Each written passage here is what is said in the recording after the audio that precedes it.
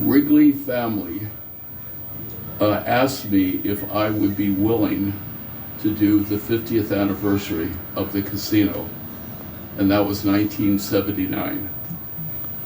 So what I was trying to do is my very best was to locate everyone who was obviously still alive 50 years later, to be able to have them be at the 50th anniversary. I had Malcolm Renton open up the door, the official door, which is what his father, D.M. Renton, did before, in 1929. There was a young girl that jumped out of, we called the pleasure chest, that was brought from the boat.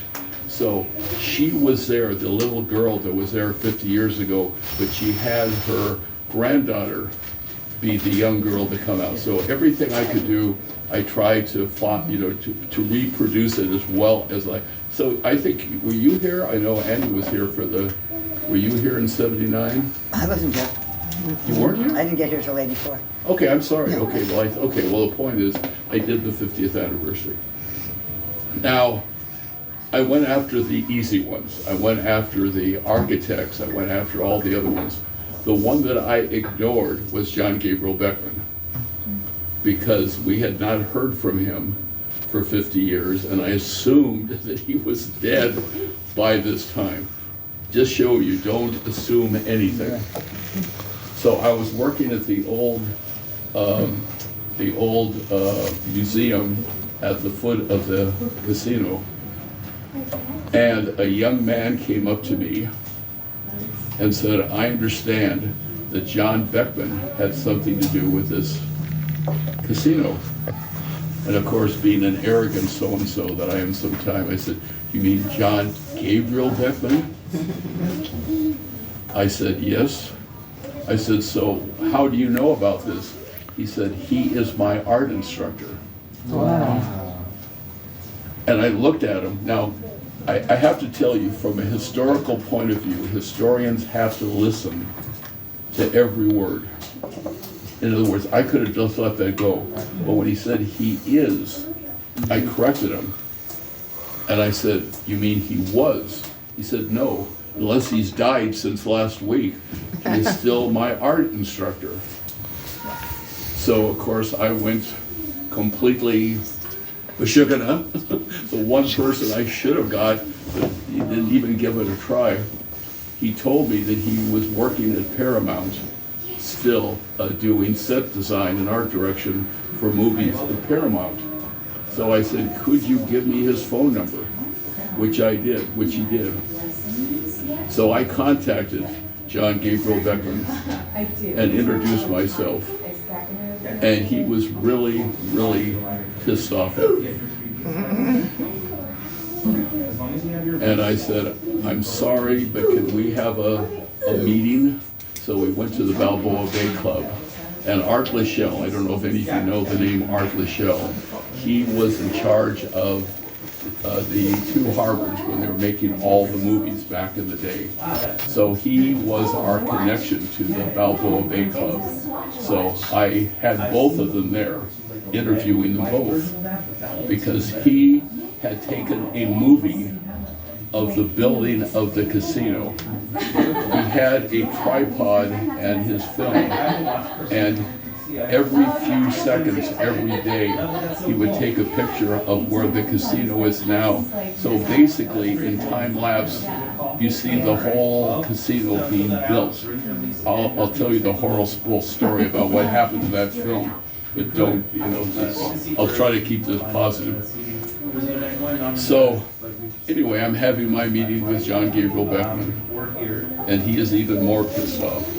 And I said, sir, will you please tell me why you're so upset about it? He said, we only had 2 weeks to do all the murals on the outside and on the inside. Okay. He said, that's the reason why we painted.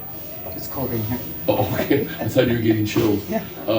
He said, that's the reason why all of those were not done in murals, they were just painted on. He said, so he said,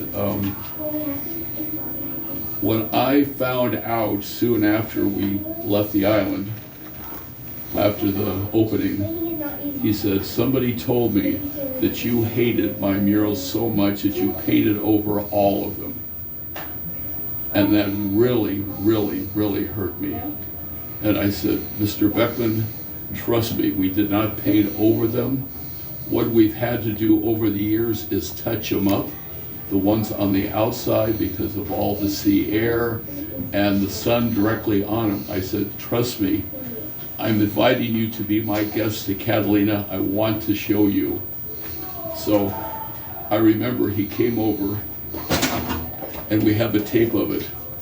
The first thing that happened was I showed him the murals on the outside, which are still the same. That kind of made him happy. So I took him inside.